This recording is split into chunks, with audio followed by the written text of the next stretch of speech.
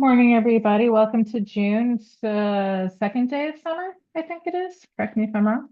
Um, it has been a lovely, non-hot, gross summer so far, except for a few days, so I'll take it. Um, so this morning, wanted to cover archives and archival collections in collective access, and particularly in our system. As with the rest of the system, this is very customizable when we set it up. And we set it up to archival standards, specifically DACS, Describing Archives of Content Standard. So a lot of the fields that are used and how the fields are entered and things are per the Society of American Archivists standards and accepted standards. There's a website here. Anyone wants to go look at any SAA stuff, just for your own information. Society of American Archivists, you can Google it and get to it. I don't know what the www2 is, archivist.org there. And then within this, they have a lot of resources and things and newsletters, and then the content standard here. For anybody that was a participant in the NHPRC Finding Age grant, I know a couple of you that are here right now were. Amherst had these manuals printed out in hard copy, and I will be bringing them to you. So I will be in touch. Hopefully, I'm going to get this done by the end of July. I'm doing a little field trip around the state. So I'll be getting in touch to find out when you're there, when I can swing by. Get a little look at your institution if I've never been there, which would be fun. So anybody that was part of the project, I'll be in touch about bringing you the hard copy manual. So if at any point in time you needed more information about the archival standard and aren't in touch with your traveling archivist anymore or can't reach them or something like that, then you'll have this to go and reference. So as usual, we'll be going back and forth between the Sandbox and Fairfield's collection, mostly because, as I always say, Fairfield's got more stuff in, and it's actual real stuff, and I know where to find things a little bit easier, and it's a little more filled out. Whereas the Sandbox has some good examples in there, and we can play with it, but just if we need to see any real stuff. So going to the Sandbox, we'll log in. If anybody watching this does not have the Sandbox login information when you view this, just email us at the CTCo@clho.org email and we'll get it to you. This is the landing screen currently on the Sandbox, and I usually find the easiest way to get in from here is just going up to the counts and clicking on that. And right now there's 176 collections, and I'll give you a note about that in a second. You can always do the finds, collection, series, subseries, or something here, or do the quick search box. This is honestly easiest for me just to get into the system.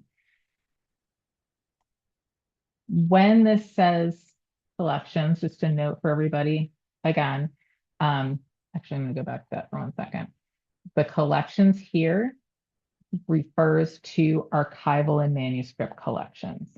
It is not just the collection of plates, collection of ceramics, collection of costumes. The terminology that we're using in this is very specific. So everybody should be familiar with that. I've been trying to, when I send out the newsletter every month, put a word of the month in there. And it has been very archives based for the past few months, just because of this finding aid project that we had going on. It probably still will be a little bit. I'm trying to find some terms every month to put up that people generally just may not be as familiar with.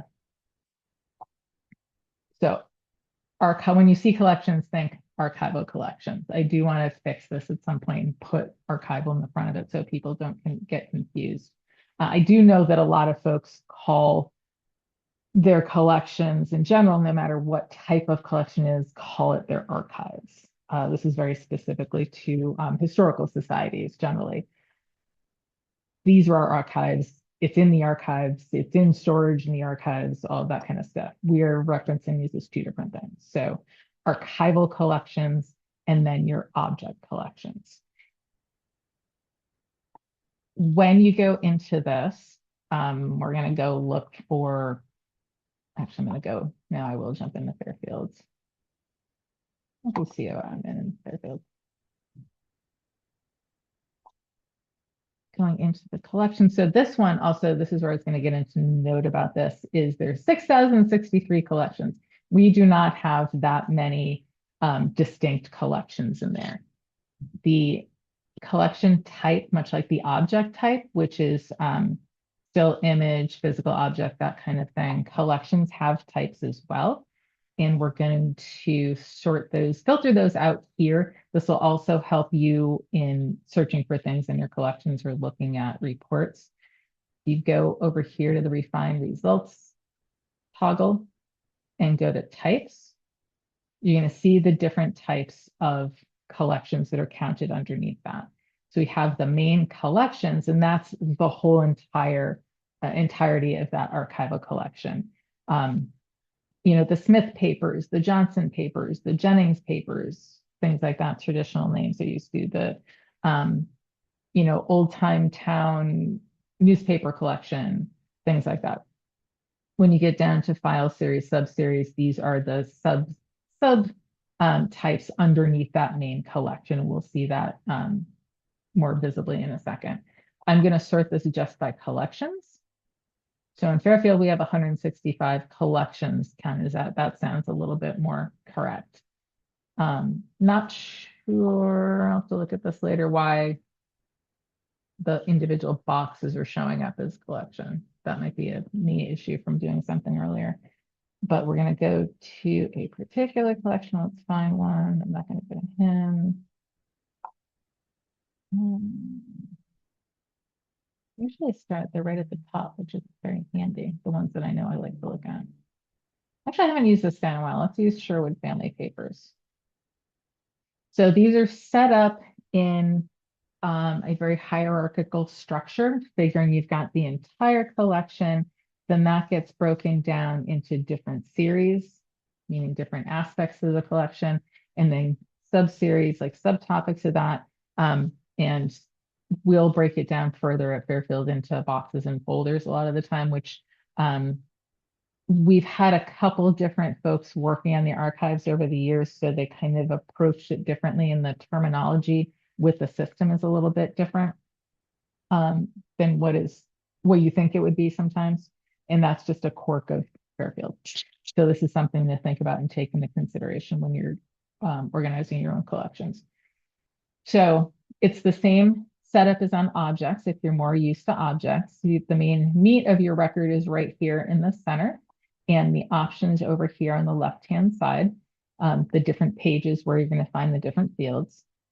Do note right at the top up here is an archives template quick entry. We'll be coming back to that in a few minutes, but I just kind of wanted to look at the overall thing for you. I did just finally repost a better version of the tutorial for the archives template quick entry video on YouTube the other day. The one that was on there for some reason that I did for that NHPRC grant. The one that was on there for some reason was a very low quality. So when I was sharing the screen and showing things, you couldn't read anything. You're like staring at it. Like, I can't even see what she's talking about. So that's an updated version. I will probably make a note of that in the next newsletter too, when I post that this is up. So today I kind of want to go over the whole thing, and that archives template quick entry screen is up too. And we will talk about that a little bit though. The same thing down on the bottom that you're used to seeing on the other records is the log here showing any changes that were made, who did the changes, that kind of thing. The summary, which will mirror whatever display you're using. Usually it's the collection finding aid, which is an out-of-the-box display that you got with your system.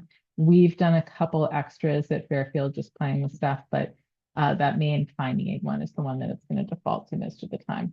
The regular admin screen, Record status is accessible to the public.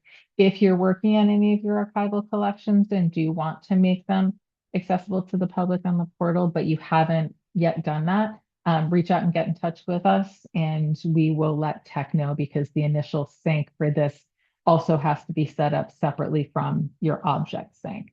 So if you've already got objects syncing to the public portal, it will not automatically do archives as well if you just hit public access. That has to have that initial sync done. So you should have a few records ready to go to be set up for that.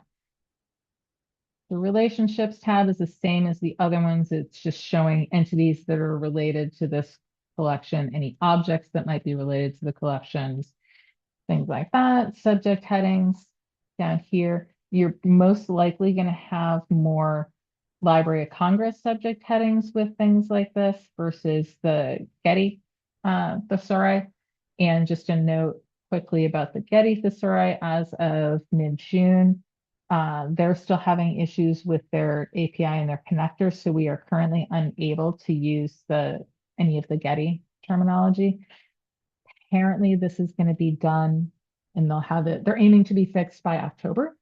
So if there's anything that you're being stuck on, I would just put something in notes of fields that you want to enter when it's back up and running, and you can put them in.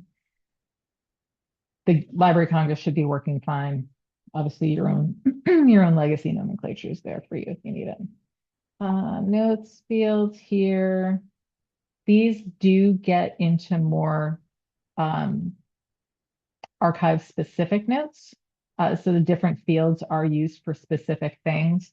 And I won't necessarily go over all of these right now, but things like preferred citation is how you would like your collection referenced if somebody cites it in research project, paper, or anything like that. There's examples of it, I believe, in that DAX manual, and there's a few examples of it in the records that are public on the portal right now. Let me go back up to the top again for a second and talk about the overall. So we've got the Sherwood family papers here. Like I said, it's hierarchical. So you're going to see one of the first series over here are bills, deeds, receipts, and correspondence. Then this one bumps out a little bit farther and gets splitting that up a little bit more because there's quite a few of them. So we've split it up into time frame in these. So we've got bills and bills receipted 1758 to 1883, 1758 to 1900. Don't ask me why it's done that way, because this is work done when I'm working off of old finding records. Bills and bills receipted to Simon and Mrs. Sherwood, further broken down like that. I don't think there's any further breakdown within those. Probably these are just the files from there. Journals and account books are here. And again, anytime you see this, like the circle thing, that means that's the only record. You can't go any further. If you see the little arrow bumping out, it will bump you out to the next series or subseries or file, however you guys have it set up or need it set up. And this is breaking this down to miscellaneous legal and personal papers, broken down by years again here, and photocopies and probate records and all kinds of fun, exciting things. So going back, so the rest of the fields that you're looking at and the options on the left-hand side are going to depend on what record you're on. And as with the rest of the system, if you are lost and you're not sure where you are because you're like, well, I see all this other stuff, but this is in bold and this is in bold, where the heck am I? Look over at the top left and it'll show you where you are. You're in the Sherwood family papers, and you're in the journals and account books. Oh no, I just want to go back to regular Sherwood family papers. So now all of a sudden, all of your other pages are open back again. This will give you all of this is equivalent to basic information, the basic info page in a way on the objects. Your collection identifier with the reference code. This is required to have an identifier in there. This is using best practice with this as well. If you're looking to be able to share these finding aids with things like Connecticut's Archives Online, which we're working on a connector for still. There's been a couple tweaks with the standard that was being used. There's EAD2 and EAD3, and we just want to make sure we're all on the same standard on the computer side to get that up. And Dana will be working with CAO folks on that in a next month, maybe. He let me know, and I can't remember now. But one of the best practices for this, we had spaces in between all of our names doing this. Best practices kind of don't use those spaces. Computers don't like spaces. So you're giving this that technical name. So whatever your name for this is, you know, and I'm not going to save this, but if you have, you know, MS7 Smith family papers, you can always do it like that. You can use that underscore one, use dashes, anything like that if you want for that identifier. I like to keep this clean, so I just use the number because you are going to have the title in here as well. So as you go further down, these are the Sherwood family papers. Let me get it over its thing so it doesn't try to, okay, didn't try to say it. As we go down, we've got things like dates. The dates are going to be very important for this because a lot of the people who are looking for archival collection research are going to be very specific to dates, whether it be business records or probably more so with genealogy, wanting to look for certain people. This is something important to look through as you're processing your collection. As you're going through and you're finding out where these papers are from, I'm going to say keep a little notepad handy as you're opening up envelopes and looking through and seeing what's there and say, okay, there's a letter from 1800. Okay, make a note 1800 so we know this is in this date field. You keep looking further and now you've got 1840. Great. So we've got 1800 to 1840. Keep going further. Now you found something from like 1780. Oh, okay. Let me say that's the earliest date, because this will give you options on the dates. These are very specific date types to what archivists use. The bulk date, this is the most of the information is from here. Circuit dates, broadcast for audiovisual things, creation, publication, record keeping activity, date available, inclusive date, normal dates. Inclusive date is probably one of the ones that I've used the most, just to say it's kind of the same as start date, end date, but it's not definite as much as that. So it's very much of this whole collection ranges from 1654 to 1941. Any of those things, you do not have to use every single one. Just use whatever is going to be most relevant to the papers and things that you're dealing with. One of the archivists that I was talking to, Meg Wren, who usually is on our advisory committee, and I talked to a lot about the archives things. On that archives template quick entry, she's like, make sure they know, everybody knows, you don't have to use every single date. I said, okay. So I have to remember to tell everybody that. As you're going through, the extent is very important. How many boxes and things, and this, how much exists of this collection. This one's got 9 boxes, so it's pretty big. There are in that DAX manual and online example, and I think I put it in our manual as well. I have to go back and review that because there is a section on archives in our CTCo manual, which I consulted Meg on too. So this will tell you how much you have. When you're looking to move it or looking for it in your collection, you can go back and go, oh, I'm looking for 9 boxes. Great, now I know. I'm looking for 2 linear feet, you know, half a linear foot, whatever. There's good examples of how to structure that in our manual and the DAX manual. I'm gonna jump over, I'm gonna look at some of these for a second, but I'm gonna jump over this archives template quick entry in a second. This down here, the administrative biographical history element, is kind of just the history of the collection, what it is, where it came from, what it focuses on. Most of the things you're going to find in this whole front page are all descriptions of the overall collection. And if you haven't gone through and gone box folder level, that's fine. at least getting this initial overall collection description up is great because people at least know what to expect from that. They're looking for Sherwoods in their genealogy. They'll go here and they can look through and see if it relates to the people they're looking for at all, or any business records, anything like that. I'm going to hop over quickly to the archives template quick entry form. This was created for the NHPRC Finding Aids grant.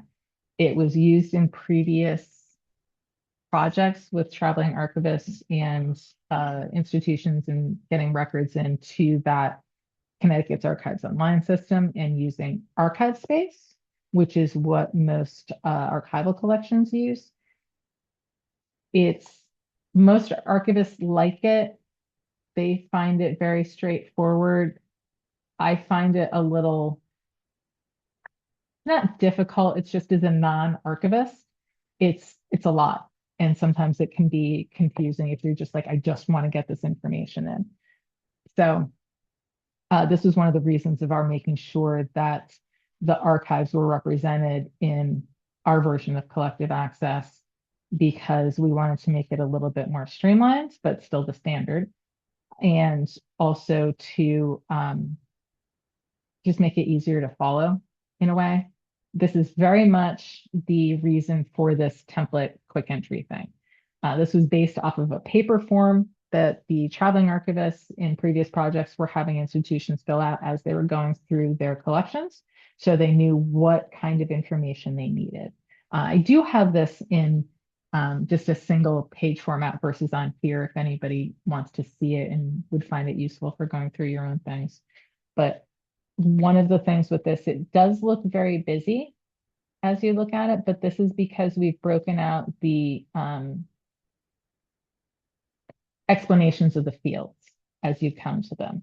So when you see collection identifier, what do you mean? Like, do you mean accession number? No, we mean existing accession number, catalog number, whatever your unique code is for identifying this collection. Repository name goes here. There's the place for it down here and all these other fields. But again, this is just kind of keeping this all in one place. So you just, if you want that good overall description, you just can stay on this one page and you're good.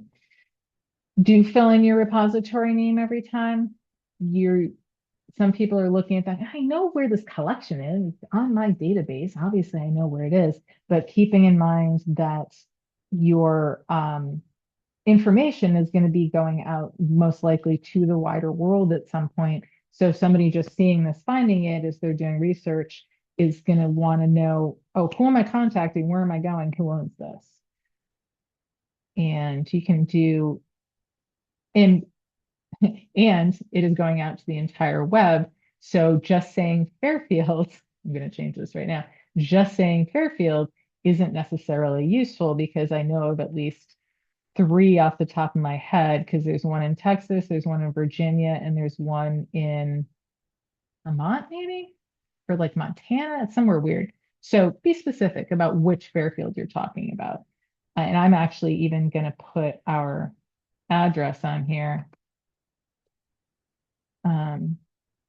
as well. I am going to shorten the Connecticut to CT.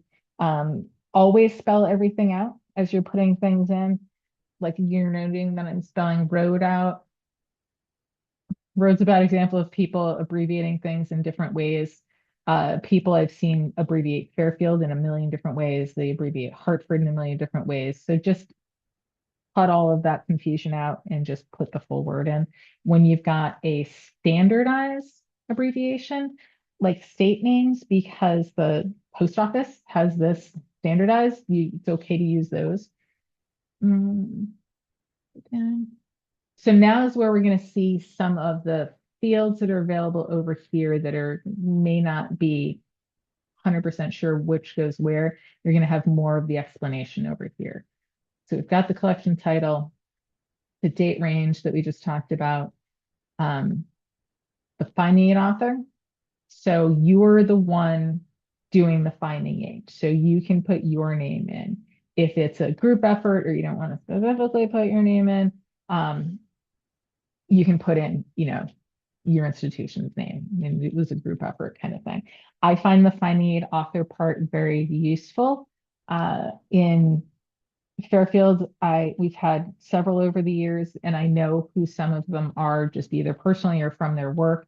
So when I look at who did that finding aid, I know what to expect from it. I know that they were there for, 5, 10, 15 years. So they really knew the collection, went really deep dive and stuff like that. And I know a couple other ones that were just there for a year or two. So it's probably fine, but I know things to look out for. And I know some of the things that may need to be completed a bit further. So it's good to just put that there. Acquisition information, this is getting into where you got this information.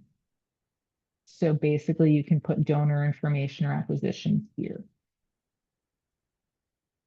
And this is, again, putting all this in one place. So extant is here. Now you get into more of your definitions of things. The abstract is brief summarizing the items and the information contained in the collection to help researchers determine their relevance. This is where you can put things like this information focuses very heavily on, I don't know how to write this, so you have to consult one of the guides, but it would be something along the lines of, this collection very heavily focuses on the business records of the Sherwood family. There are not, there are bills and receipts and correspondence between, debtors and things like that. Or if you've also got personal correspondence, also contains family information and personal correspondence and things like that. So somebody looking for home life in Fairfield during whatever year, they're going to look at that and go, I may not want to come here first because this is very business related. It doesn't sound like it's really relating to things with the family and genealogy wise and that kind of thing. So maybe it would, they can do a little bit more looking or contact the institution to find out, but that'll give you like the first inclination of, oh, do I need to dig further on this? The biography or history of the person or group, business, should include life dates, business dates, family connections, genealogy, everything here. And this will talk more about specifically, in this case, Thomas Sherwood, when they settled, and this is getting into landowners, it's large farms, tradesmen, sea captains. So this is going to be more of interest mostly to people looking for information on that part of the family. And it gives you more examples and more detail on what is where in this case, things like that. Because of the way Fairfield did the finding aids over the years, this can actually, the way I have it here, this can actually be a little bit more broken up and put into here in the scope and contents a bit. We didn't break some of that out. And like I said, some of the finding aids are quite old.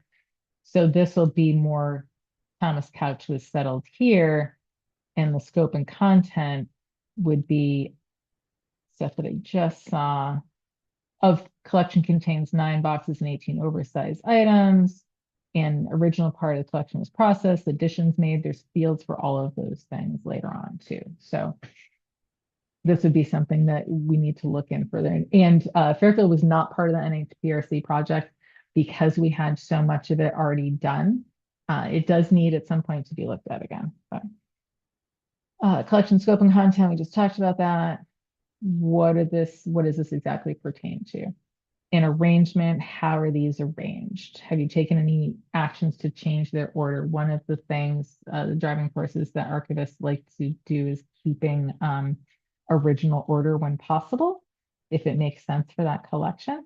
There's a really great video on YouTube from our Archives 101 collection that I believe it was Linda Hawking did, talking about arrangement and that kind of thing. So 100% recommend going back and watching that at some point if you're tackling a new collection.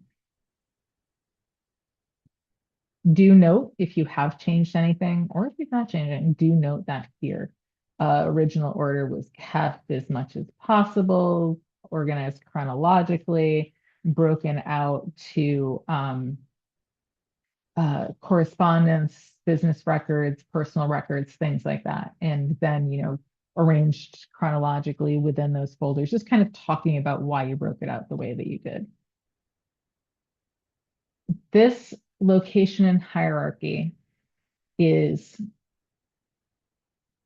pretty much what we saw on that other page, on that collections page, and it's talking about how this is broken out. In archivist world and archive space, everything is lined up this way. It's very vertical. It can throw people off because ours is just kind of horizontal. So you're just thinking of it as just everything moved over sideways a little bit. It's still in that same upper level and going down. That's why I like to say that it's, you know, kicking out to the side and going to your next level. And there is a spot for the finding aids down here. Oh, and this is, sorry, quick note about this. This is the location in the hierarchy of the collection, not the physical location of where something is. I'm going to come back to that in a minute. Library of Congress subject headings here, anything and everything. So anybody coming in and saying they want to look at farmers, anything to do with that, can come in and say, oh, there's farmers in here. Cool. Let me note this is a collection I might want to look at. Name authority file, you're only going to be finding Library of Congress names here. So if you have Jonathan Trumbull papers, you'll have Jonathan Trumbull. If you're having Billy Smith from down the road, who never left Fairfield, you're probably not going to be in there, but you can add them here in this local names. This field is internal only. It's that legacy field. Gives you a way of how to format you're putting that in so that internally you'll all have the same formatting. Down here, these are important for internal things for you and for researchers too. Conditionings governing access, such as open, available for research, copy, restrict, and supply. You would also put, I think it's down here. Any restrictions can go here as well. We've got a couple collections that are on loan to us that one or two of the series are restricted, and we are not allowed to show them to anybody. And there's another one that we have to get prior approval from the owner before letting anybody see it and look at it. So that would be something that you could put there in saying that you may not even, no, you probably have box 1 and 2 and all that stuff on there, but you would just say financial records from 1940 to 1970 are unavailable to outside researchers, you know, or something like that, whatever the stipulation was. Collection preferred citation, same as the other one, and it gives you an example for it here, saying, you know, say the item description, the collection name, the date range of what they're looking at, and the name of your institution and state. If you've got things broken down, you can require that they put in like box folder number, whatever. You just want to have them give the most detailed reference to the stuff that they're using as you can. So if somebody else is like, oh, I really want to look at that more, they can come to you and say, oh, I saw this, they referenced this collection in this folder, and can I see that too? Give them more easily available ways to find that collection. Oh, this one is good as well. Related material. You can put other collections with other things in there. Can't think of any off the top of my head, but I know there's a couple. Oh, Pequot Library in Fairfield has a couple other collections related to guys that we have too. So things like that we can put in there and say, name those collections. Please see Pequot Library collection, blah, blah, blah, for this guy and for more information. So you can note that for yourselves and for anybody doing research. They do have the languages here. What do we have? Obviously, most of us are probably going to be English. We have a good Hungarian collection. So for any of those collections, I would put Hungarian there as well. So it just get a heads up to people if they're coming to look that up. Let me go over here for a second. I am not a robot.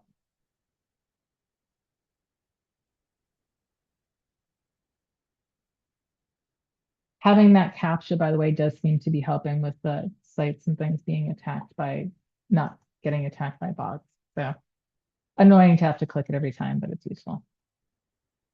On the public portal page, just to show you how some of these will show up. if you go here at the top, you've got a guide to the collections. You can go to straight to objects, or you can go to archives. Or if you're looking to see if any particular institutions have archives, you can go there and search for the institution. I'm just going to go to archives here. And we were talking before we started the meeting that we've been having some issues with thinking on this, and it's a known issue, and we're working on it. And if you notice any problems with your institution, even though we know there's issues, please let us know. I tried to sync this object, it didn't work. I tried to sync this set or this gallery, it didn't work. Please let us know so we can add you to the list to make sure we're looking at. So looking at some of the groups here, so we've got, be boring and pop to Fairfield, I'll pop to somebody else in a minute. So your collections are going to show up here with the name of the collection and the little blurb in the initial part, and like the bio of what the collection is about. So we can look in here and say Sherwood Family Papers. Oh, around this ends the Thomas Sherwood and everybody. Okay. Oh, this is kind of what I want to see. What else do I have? And this will give you the finding aid view. And this is probably much more what people are used to seeing, looking at if they've looked at finding aids before. Ooh, we can show and hide the collection browser. I don't know why you'd want to hide it, but that's okay. And this breaks it up into things here like beads, bills, deeds, receipts. Okay, now, oh, diaries. Let me see what's here. And it gives you the listing of the diaries as far as we've listed it. Daniel Sherwood, 1756. Oh, and there's a transcript apparently. And that's all the information I have on it in the record. If I was, let me go to, where am I in this 7? Fairfields for a second. Yes, I would like to leave this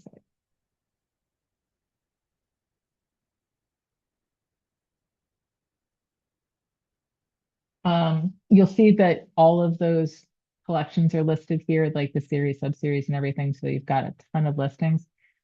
Because it does that, but I know where I'm going, I'm just going to click on whatever, and I can go right to that Sherwood Family Papers thing. I'm going to go to the diaries.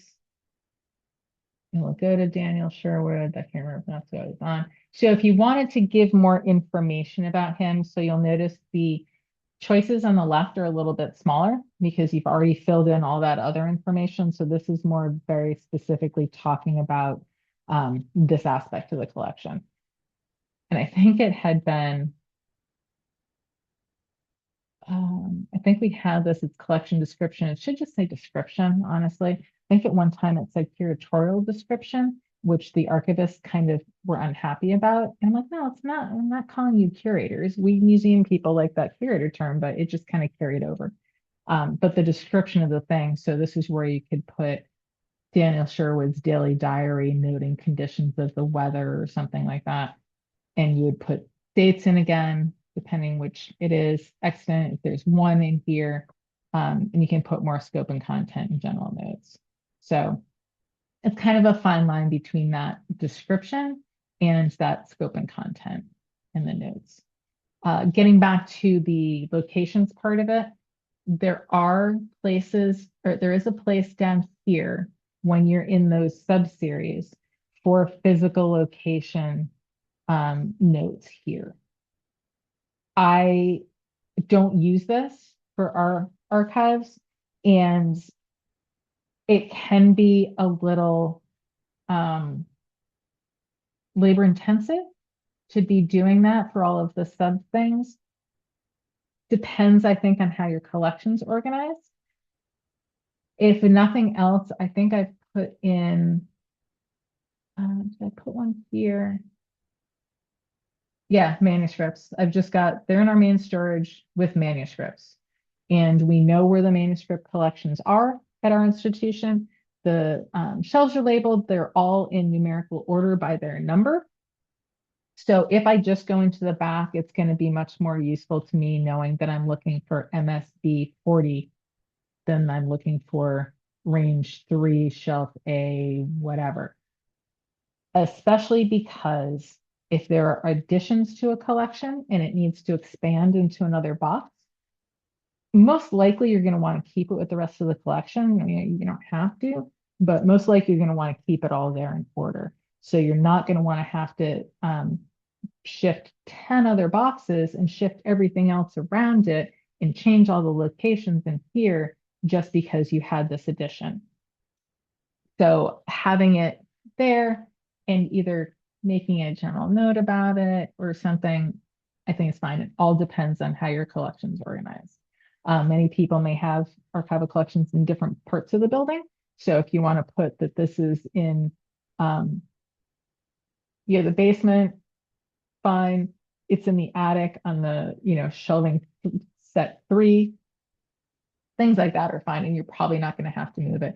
I don't know that you really need to go much further and get into, shelf location, things like that. Again, depends how your collection's organized.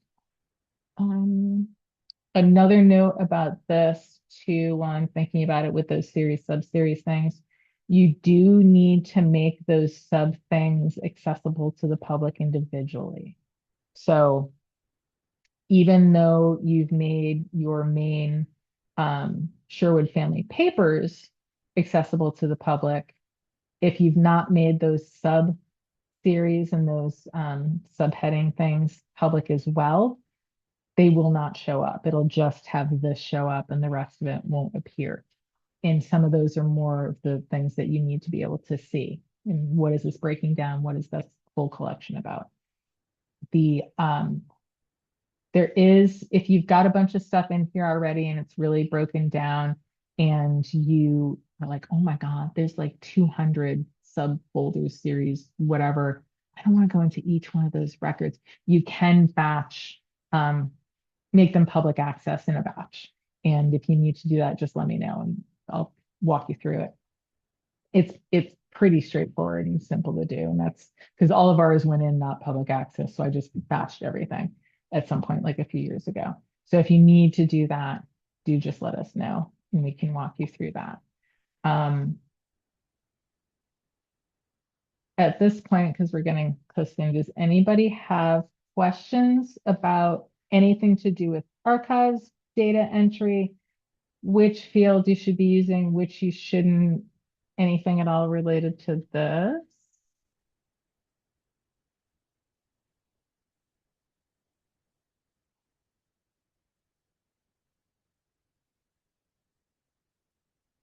Well, I agree for thinking of all your fabulous questions for me. I'm gonna just poke around in the sandbox a bit. Feel free, as always, to poke around in the sandbox, change things, update things, do whatever you want.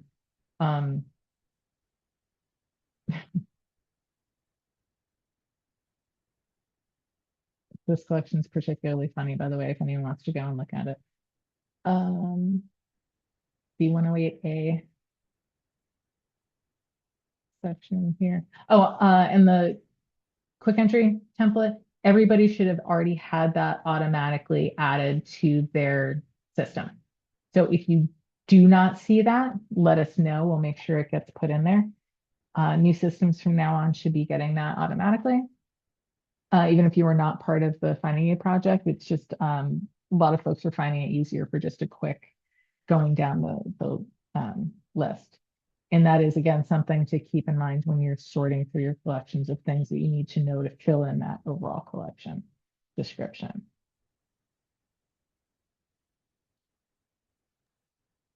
Okay, Diane, I have weird questions as usual. I love your weird questions. Oh my God. So I'm doing a lot of cleanup, obviously, in our different collections. Mhm. I'm noticing, sometimes the people that came before me use collection as both groups of objects and as archival. So I'm just trying to focus on the archive stuff. I have things like, photograph collection, Mhm. and then I have another collection that's 2003 photos. How can I merge multiple collections into one? Like maybe create like the 2003 as a series under the collection photographs, but how do I do that? Or is it not advisable to merge collections or change a collection to a series or something like that? Am I making any sense at all? Yeah, no, totally. No, it totally makes Okay. sense because I mean, knowing what kind of weird Mm-hmm. collections we all inherit and weird organization we all inherit. Yeah. Um, would you be doing that for being able to more easily pull everything together, like all the photographs together kind That's of what I'm thing? thinking. That's what Hmm. I'm thinking. The other weird thing, and as you know, is pretty much everything was treated as an object. Hmm. So like every single piece of paper has a number. Hmm. And I'm trying not to like put them all on in the hierarchy. I'm just trying to keep them Yeah, collected as like in a folder. right, Um, so there's that kind of part of it too, because I want to make right. sure everything is together and obvious, but yet I don't want to like create thousands of hours of work for myself. Hmm. So this is a fabulous question, Jody, and you are not a plant, but I should have Oh, made you. This yes. is great. Um, Check is in the mail. so Okay. so very specifically, I'm going to really specifically talk about photographs too, but very Mhm. much with pieces of paper. Um, anytime you talk to an archivist, and they'll be like, "Do not Yeah, number every single piece of paper." And the right, reason for this is basically you just don't want to do what Jody just said, is creating thousands of hours of work for yourself. And in general, the papers are more informative and useful as a whole and not as like individual pieces of paper. So, right. I have a letter from John to Mary. That's great. And it's this one letter, and you find out really good information. But if you actually look at the whole folder of all of the letters from John to Mary, now you've got information about her writing to him off at war, talking about the birth of the children, talking about the crops doing well or not. Like the whole is more fascinating than the individual parts sometimes. And as much as those individual parts are great, um, and it would take way too long to have to stop and deal with each individual piece of paper. And you don't necessarily want to, because you want to be able to hand people that folder and be like, "Oh no, this is really good. That letter's in there. Trust me, it's good." But you want to see Yeah, this whole thing. right. The weird thing with all of this is weird, mostly with photos, and this is kind of going towards being able to talk about an individual thing. The photos individually, I think, are more important than like letters and correspondence individually, if you know what I mean. Because a photo is going to tell you a lot of information. It's that picture's worth a thousand words thing. And when you're dealing with the photographs, a lot of these archival collections, especially the ones at Fairfield, and we just went by one and I don't remember where I saw it. When you went through the, might have been in here even, not photocopies. There was one that I just saw that there's a folder that just says photograph. And I know for certain that's all it says in the actual printed out finding aid that we have photographs. Photographs of what? Can I get a little more detail? Um, Photographs are very often highly under cataloged in some archival collections. Um, and this is kind of where I've come from both sides of it in a way. My old institution, I worked in the graphics department that had all the photos, and a lot of them were just, straight photos. They didn't come in with family collections. And some of the photos that were coming in with family collections stayed in the archives. But we had no idea what was up there necessarily because they didn't catalog them this way and they didn't set them out in an individual way. I li- I like, aside from the time spent on it, if you do it when a collection comes in, it's great and you can do it really quickly. Oh, actually, I can do this. Um, I like having individual numbers on photographs. Spelling is not great lately. Because it allows you to look and attach scanned photos and have them and know which photo it is. So I've got at Fairfield this child's dress, hat, and purse. This just came in a few years ago. And this is a dress that The grandmother made for the granddaughter for a pageant at her grade school. It's super adorable. It's now on exhibit. And related to this, and that's, we just got the objects and we got some photographs. Oh, and I didn't put the photographs up yet, but I know the number now, 2016, 2021. So we got some photographs along with this. So we've got all the individual photos of this girl wearing this dress at the bicentennial. It's adorable. Because I needed a file name for each one of these digital files, I gave each photograph a subpoint when this collection came in. So now I can go through and I don't need to necessarily catalog, because now it's an object record. Speaking to your object record thing, I don't necessarily need to catalog each individual one of these photos. I did it as a group, and I can talk about the different aspects of it and do an overall description of, the school children and with the teachers and in costume and all that. It's actually really adorable. But I don't need to take the time to do each individual one. I'm still kind of thinking of it on that archival collection level of, let me talk about this as a group. So that one picture of her in the dress is super cute, but I do want those other pictures in here as well. So I'm kind of doing this as its own little grouping. So kind of the same thing with the groupings and stuff in the archival collections, especially with the photographs. We're just starting to deal with that, and we're actually just starting to work on a digitization project this summer. And we've been talking about how to organize this. And make it a sandbox again for a second, because I made up a fake collection a long time ago, and I don't know if it's helpful or not. Photograph series. All right.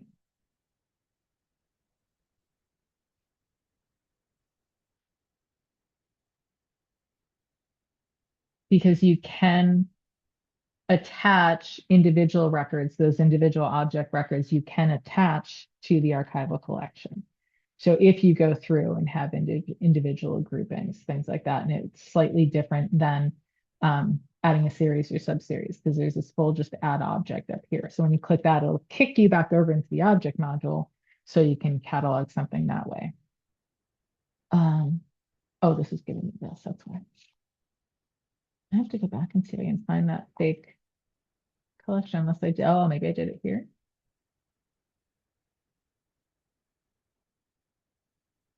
I don't know, go into the sandbox and look for my fake photograph series. I'll have to find it at some point. And this is something I've been thinking about for ages too, as far as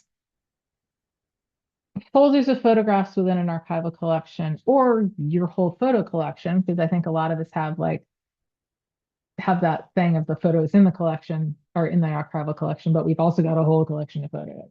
And it may be organized by topic or family or something like that. And you can very easily put that in here and do it as, here's our photograph collection. And this is split into people, and do that as the series and the sub-series and things like that. And whether you give it, I think whether you give things individual numbers very much depends on what you're scanning. Fairfield has a very interesting way of the way they've named things and done scanning over the years, which is something we're wrestling with this new summer scanning project. I don't want to have to take the time to give things a real number, even though that's my deep-seated preference, but I'm leaving that towards these new records. I'm going to be continuing the weirdo naming conventions that we had, of like Southport House 1, Southport House 2, Southport House 3. It might be a little bit better than that, but I mean, the main thing is the record's going to be there. So as long as you have that information recorded, you'll be able to find that image again and download it. So would you recommend, like, if we have four different collections of photographs and they're literally the collection, they're not, would you just keep them as four separate collections and not merge them and make like one overall photograph collection and then have each one as a series? Would it just be easier just to keep them as separate collections? I mean, that, yes, yes, easier, but But makes more sense. No, I know what you mean. Because if someone's like yeah, later on down in the future, someone's like, right. well, I checked the photograph collection and it's not there. You don't want Yeah, them to have to start going, well, which photograph collection did you check? Did you right, check A, B, or C? You kind of want to be able to right. pull it together. Yeah. Um, so if I've got, Yeah, like if you said the photographic series and then, or the 108A collection, but then you want to merge it into another existing collection, like, can you do that without screwing things up royally? I'm checking. Does So that make sense at all? yeah, no, Okay. it does. And I'm trying to figure out. So I just made this photographs collection a collection versus a series. Yeah, And I don't know if I can move it because I feel like if I put it over with this, it's still going to be under right. versus with, you know. Yeah. Or at that point, do I do this and Mm. move all of these under this? To there. Yeah. Oh, But that's I don't know. mm, Or does that just make those series?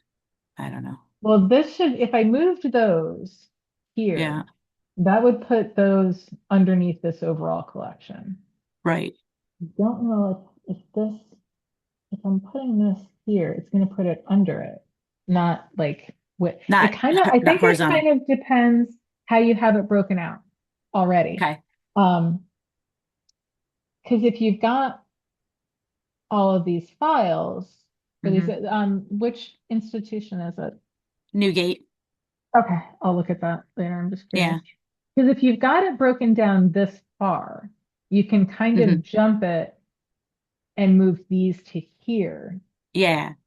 Because But what I'm thinking is, so I have like a general photography collection that has, mm, different stuff. But then like somebody created a separate collection of photographs of various properties at Newgate. So it's like has different things of the barn. So it's another collection of photographs. But like, what if I want to just take that collection of various properties and put it underneath my general photography collection and then call it as a series, these are now the properties underneath my general in the hierarchy. I Does think that you make can do sense? that. Yeah, Okay. yeah. I Or mean, or like again, I have another one that just says 2003 old Newgate photos. It's like, oh, can I just yeah, put those underneath in the make hierarchy it. underneath the general? Yeah. And Yeah, that's what because I'm not sure. that I think would become its own series. So you've got your photographs collection, you Yeah. got those 2003 collection, but yeah, if you make that, So I think you how can would you turn do that that? into a That's the question, I guess. well, Do you, so if I say I'm in mine right now. So if I select that yeah, 2003 old Newgate photos, yeah. do I move it or do I change it the type or how? I would change the type for you can move it no matter what. I Right. would just for sake of workflow, I would change the type first. So it's To a kind of like, series? yeah, and then move it over to the other one. It's kind of one of the like when I say when moving locations to like really firmly click the button, I think in my head it Right. makes me think of it Okay, more so I specifically. made it a series and then I click move, Yeah. but how do I move it to that other collection that's they're because they're two separate right now still. Oh, I got okay. I got How you. do you how do you do that? So yeah, so like your 108A collection, Right. if you change that to a series, great, but then how do you move that to The whole other a, completely a, different a totally collection. different collection? Because we're in the sandbox, let's see. Yeah. Show Um, me. No. because I'm wondering if you could take, Yeah. because these are two different ones I think we decided.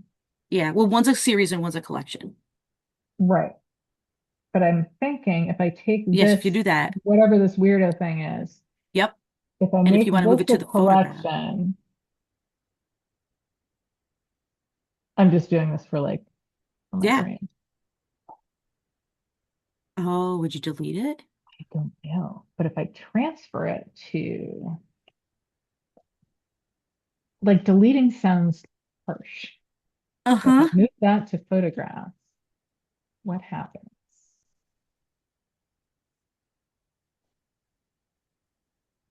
I mean, you'd have to do it as a test a couple Oh, times there and you see go. what was where.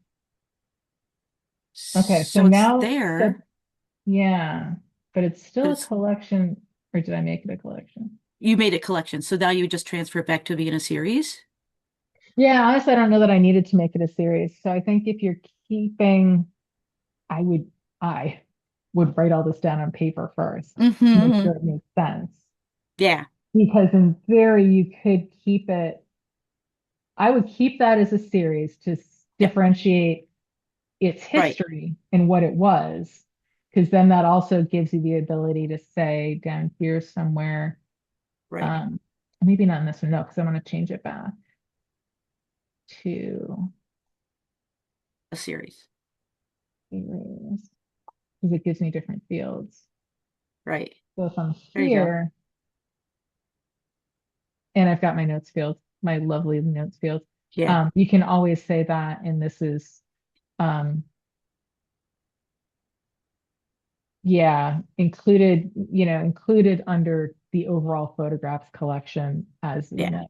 Because this is more just, admin Just level moving organization. Yeah. around. Yeah. And you can Yeah. say previously known as the Separate. 2013 Yeah. photograph collection. So So all change that it to a information will series. do that. I don't even know that yeah, I don't even Yeah. know if you, Yeah, I I guess don't you don't even know have to that you because need it's to it's do almost that. automatically puts Yeah. it underneath it as a series in general. But Right.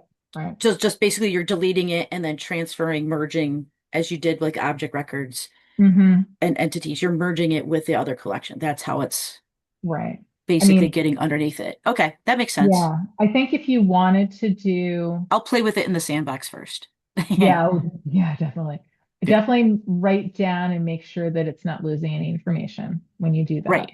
Yep. If you wanted to also do any cutting and pasting, you could always Hmm. do this and do add level Oh. because you can add, I don't know that this would work. This is definitely a play with the thing. You can Oh. add under, it automatically adds under, but you can also add above and you can also Oh.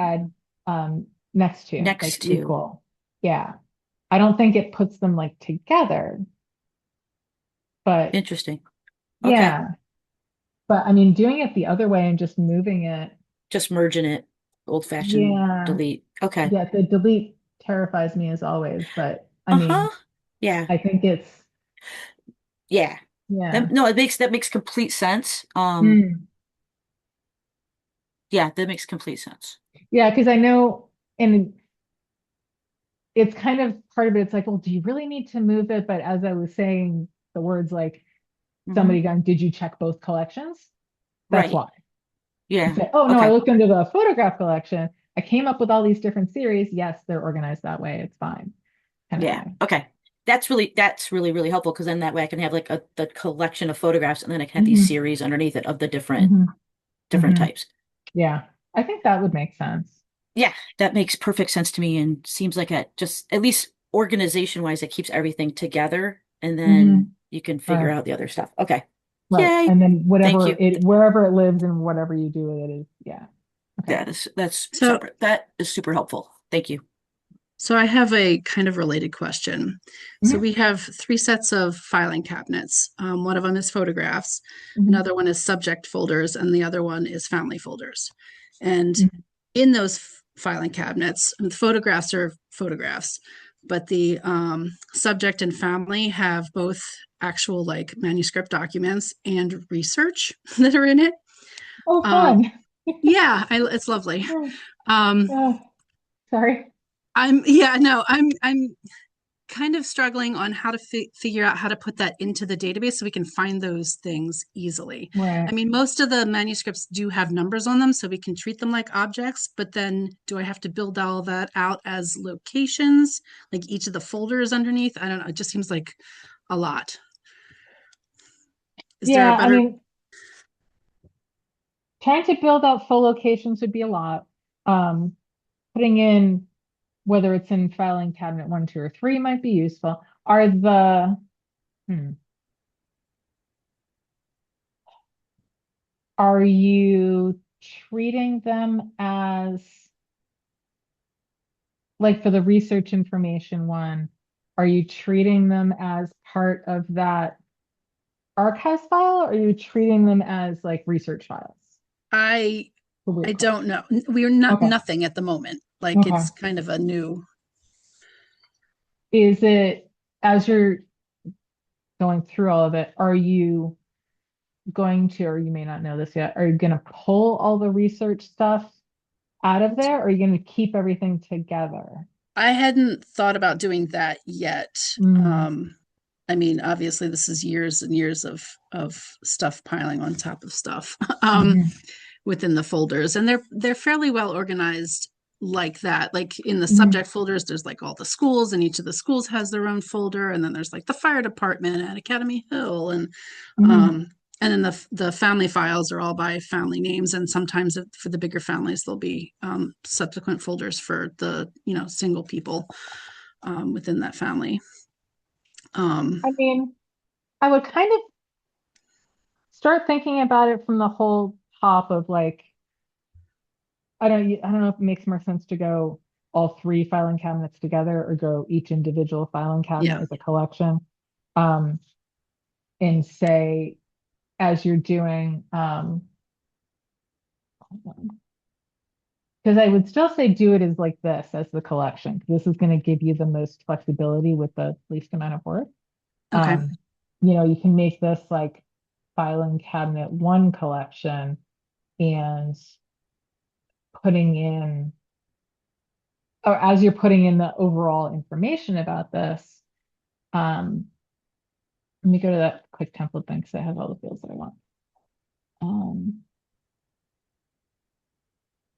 and for something like that, I would even say for the acquisition information, say, um, many series or many collections and institutional saved research or whatever, and you can kind of describe that there to say this is kind of almost artificial collection, it sounds like Yeah. you can say. And then down on the collection scope, or no, arrangement, maybe. This is where you could say something about, the file cabinet contains both original documents and research documents. They will be split out or noted by collection or file or something like that, and noted Mhm. where possible that this is an original document or a copy, something like that. Because you Okay. could put it here just in this overall filing cabinet description, put it here so somebody has direction to go in. And then Hmm. as you get more, as you're able to work on it a little bit more, you can get more detailed as you go. And this is actually kind of what I was thinking about with Jody's thing too, is um, yeah, you don't necessarily want to individual each or number each individual piece of paper and all of that stuff. But down the road, when you get a fairy godmother that comes in and says, here's $1 million to do everything, then you'll have the people and the time to do it. So you can always kind of breaking it down into smaller chunks. Hmm. So do that kind of overall view of it as you're going through it. And then as you keep going, maybe this is where you go to this one and you can say, I'm adding a level. Now I'm doing a series that's going to be under, and it's going to be, um, you know, drawer 1, and it's going to Hmm. be the, you know, Smith family papers. You're not going to put this in the original and, copies or something like, you put it Yeah. under the description, but Smith family papers, and just say, you know, original family documents along with research materials from different sources. This is definitely a good place or a good thing to think about when you get to, I can't remember. Description, scope and content. In the main record where it has, I think you have to go to this one because I know it's here because we talked about it.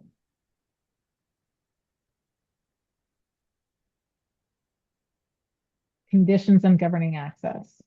This is definitely a place where I would that, you know, not knowing how you guys allow research on for people, but just for future too, to say something about the fact that there's originals and copies mixed together, and that, you know, researchers have to treat it as if everything's original kind of thing, so they don't mess up the order or they don't confuse records, you know, only one folder available at a time, you know, anything that you want to put a restriction on this,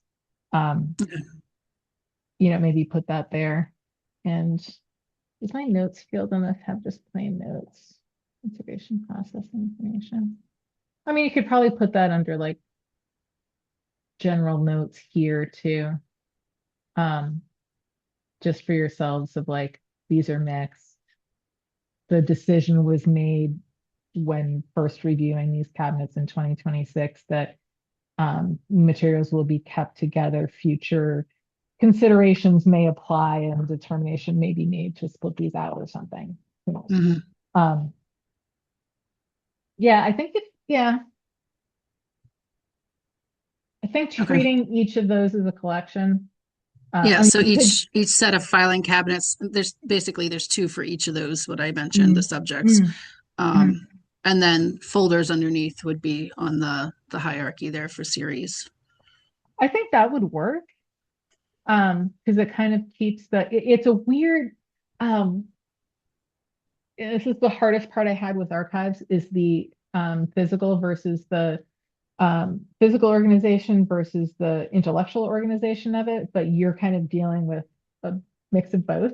Because the way that they did some of the organization at Fairfield was when you got to a different topic, or you know, when you went to a different box, they called it a new series, which is not necessarily the way archivists think. So intellectually, the series is all of the correspondence. All of the correspondence might take up 4 boxes. We at Fairfield decided that correspondence was going to be box 1, and it was going to be 1900 to 1950. Box 2 is going to be 1950 to whatever, and we kind of split it up weirdly, versus just going one route or the other. Whereas you're kind of, ours is already split up for us. Yeah, yours is kind of already split up. So just trying to record it. Yeah, it's kind of that. You don't really have to worry about that. You're just kind of, it's already been split up for you. Yeah. So transferring that intellectual organization into that physical organization, I think in this case is fine. And it's not going to mess you up at all by, because you're on different topics and different things anyway. Right. So yeah, I would think it would work. Okay, but I should put it in as collections, not as storage locations, so that we can also talk about those other research pieces that are in there. Yeah, I would because if I only do objects and I only say where the objects are, then we're going to lose all of the, you know, the Curtis family came by and dropped off their genealogy, and that's stuck in one of the folders too, which might be useful. And holistically, I mean, if they're part of the Curtis family and they're giving us information, why is that not part of their collection? Right. Yeah. Because doesn't that fall under the related stuff? Kind of. You can kind of put it here to except it's physically all together for us, at least. Right. You can make notes about it in places like this. Under the acquisition and appraisal, there's accruals. Family added, you know, these materials to the thing. But then when you're talking about physically adding it up here, so for instance, if they dropped off the genealogy, say they dropped off a written out fan chart or something like that, and you wanted to scan it and add it in. So that can go under your Smith family papers, you're adding the object. And now this will pop you over to the object. So you can mention it in that collection record to say in like the accrual family chart was here, and depending which drawer you put it in, yeah, pop it in there. And then when you have your object record saved, oh, we'll save that. I don't have a title, but Will it automatically show up under relationships that it's related to that collection? Because you added it via the archive, the collection stuff. You know what I'm saying? yes and no, but it shows up somewhere else, which I wanted to Okay. talk about in the other thing, but there wasn't a good way Oh, to sorry. get there. So Okay. no, this is good. Because sometimes there's tangents that I want to go off on, but it doesn't fit into what I'm talking about, and it would just get more confusing. Yeah. So we got this Sorry. fan chart. No, this is I, good. We I got this jumped fan ahead. chart. We noted it in the overall collection record that it exists. It was an accrual, it was added in. Here's our digital record of it. So because we wanted to scan it and added it, now we're treating it as like an object. When you go into relation, it might. Okay, it There you does. go. So it's related to the Smith family papers in the collection. The other thing is when you go to location, and this is kind of sneaky because we've got our physical locations here. At the very top, there's this location hierarchy that everybody has collapsed. And when you click on the little arrow, it opens up and it has this little show hierarchy button. So when you show this, it actually shows you where it is in that archival collection record. Does that make sense? We very purposefully give this to everybody with that whole thing shrunken down and collapsed because locations can be confusing. Physical locations and dealing with this can be a little confusing. And this was just adding one more layer of confusion to everything. So we automatically scrunch it down, and most people don't notice it and don't even ask about it. But you can pop that open, show hierarchy, and show where it's showing up in the Smith family papers. Physical location at this point is kind of depends if you want to record all that, because you do have it showing up in the hierarchy. So in theory, it's showing up in drawer 1 in the Smith family papers series. Do you want to put it down here into file cabinet number 1, drawer 2? You could. Kind of depends how you want to do it. With anything with photos and papers where you have the possibility of having a box of 100 photographs that are organized by views of the old state house. Someone comes in and gives you another 100, or I just got a bigger box. I don't want to note each and every one of those things. I just want to say they're all in this old state house views collection, as opposed to being on range 3 shelf B. So anything that's got like numerous things like that, I hesitate putting a physical location other than that, like me and Fairfield just saying it's with manuscripts. But I think having that in this location up here is fine. And if you go back to relationships and you go to your Smith family papers, you can see that it's right there. Does that make sense? Yeah. I would kind of do almost what I just said to Jody too about the photographs thing. I would get like a pad and paper and just kind of write it all out too. Just be like, all right, this makes sense. I'm putting all this here. Then it's also easier to enter it too, and not stand right next to the file cabinet unless you have a laptop. That is super helpful, all of that.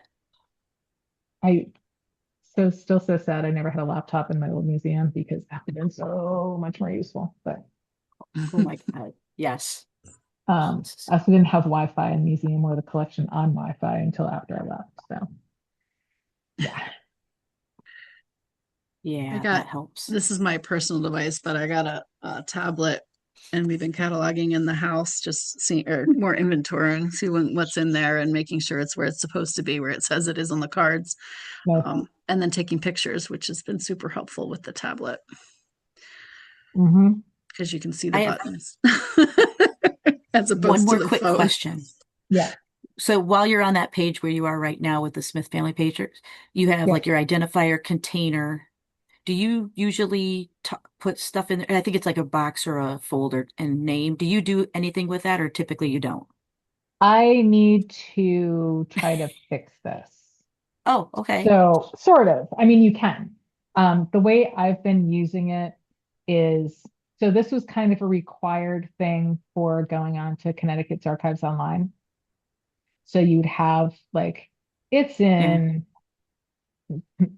box one, which is, kind of whatever, and then Right. Okay. folder, um, oh, let me make this a,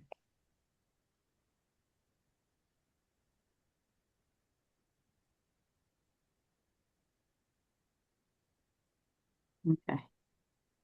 I've been doing kind of like that and naming the files. I don't remember how this shows up in the summary.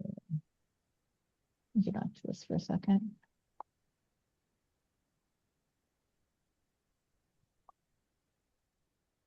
See, this is where it got weird, and this is part of the Ah, weirdness okay. with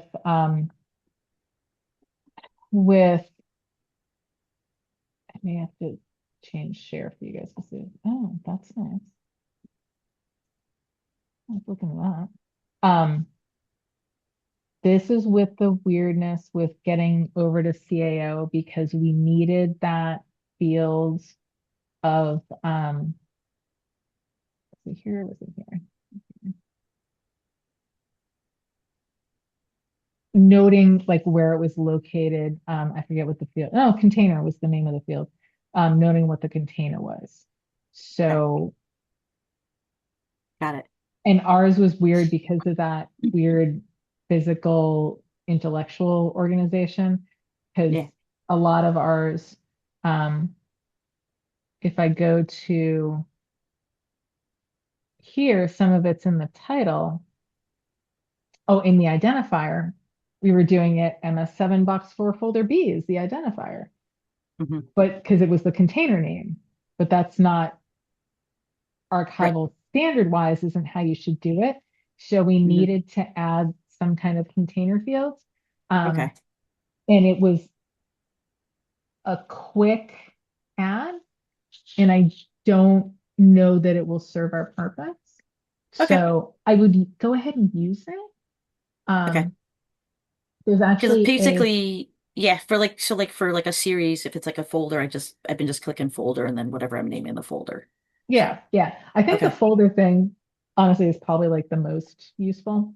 Yeah. You need to know the Okay. box, but Yeah. having the individual name of the folder or whatever is probably good. I Okay. there's a Cool.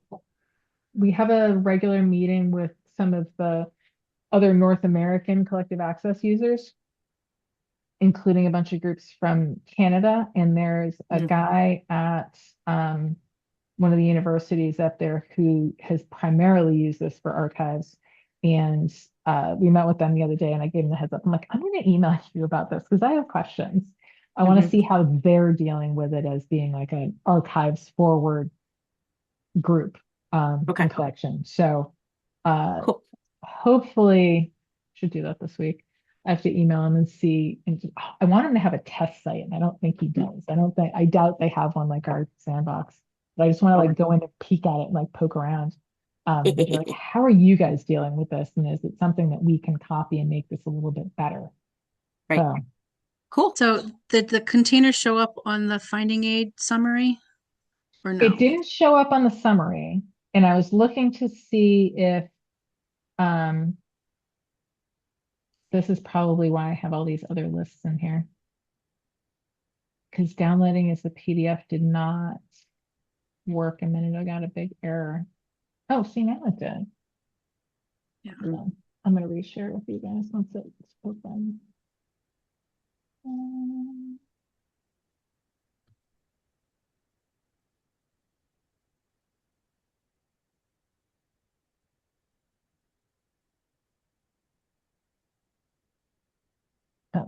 share is a big thing. Um,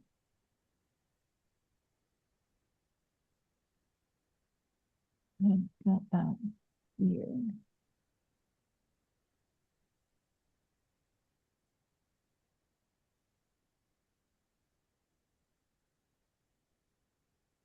Which folder is this going to?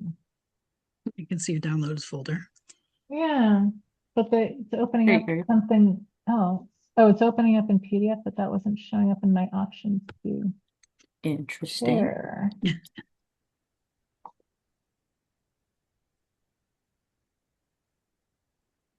No, it's not that. I That is th- little. I think it does. I'm trying to look at one of mine right now. Oh, wait, that might have been it. Oh, Yeah, that didn't show up, but that isn't. I think I was working on a display for that and I wasn't having luck or something, and I just haven't done anything with it lately. Because that's just what that one thing shows up as. But that's just the way that I had it. But I had it it, marked.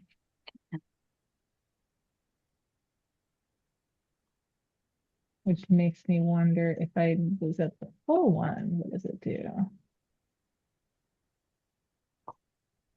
Because it was, like I said, it was kind of a quick thing of like, we need these fields, and I don't know. Oh, summary is what I'm looking for. Goodness.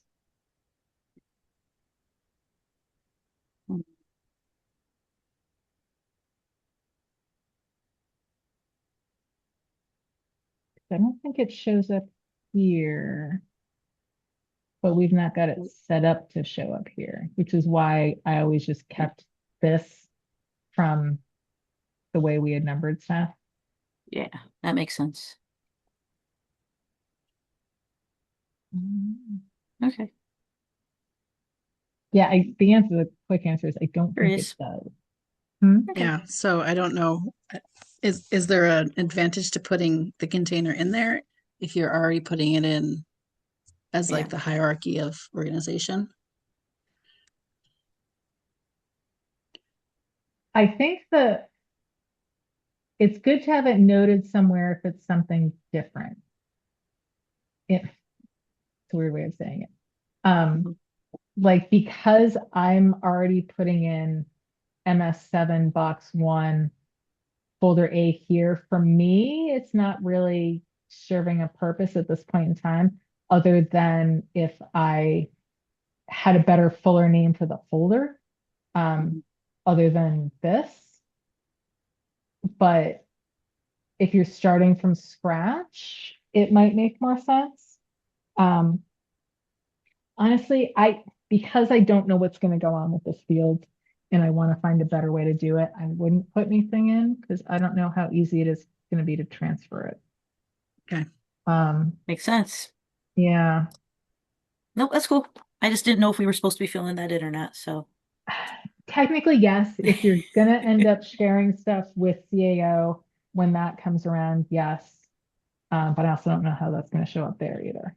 So I feel like it's just double entry if you're already putting yeah, it elsewhere. it kind of is because um, ooh, no, let's go one more. I think in here,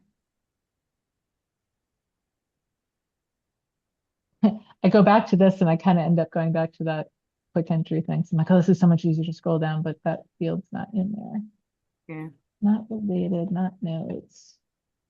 Because I feel like there's another location thing, but it may only just be in the individual things. In relationships. Yeah. Oh, here it is. Under relationships, related storage locations, and this is getting into the main thing here. So Needs. this is when I was, I think going in here and creating those, putting a file in a physical location is so fussy that to me Mhm. having that, just putting it in the name makes more sense. And again, it really depends on how your collection's organized.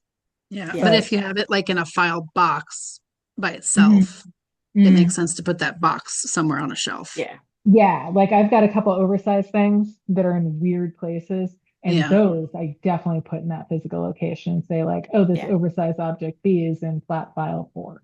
Yeah, Yep. those I definitely do it in. For those individual things and the files, yeah, no. Anything that's oddball and not with that main collection Yeah. is good to have a place to say that it's somewhere else. Sense. Yeah. Good questions, you guys. Thanks.